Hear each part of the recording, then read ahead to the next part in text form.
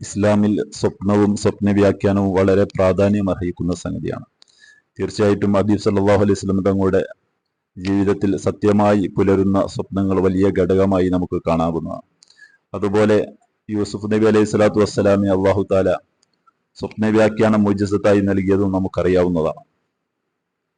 ഇസ്ലാമിൽ 3 രൂപത്തിലാണ് സ്വപ്നങ്ങളെ വ്യാഖ്യാനിക്കുന്നത്.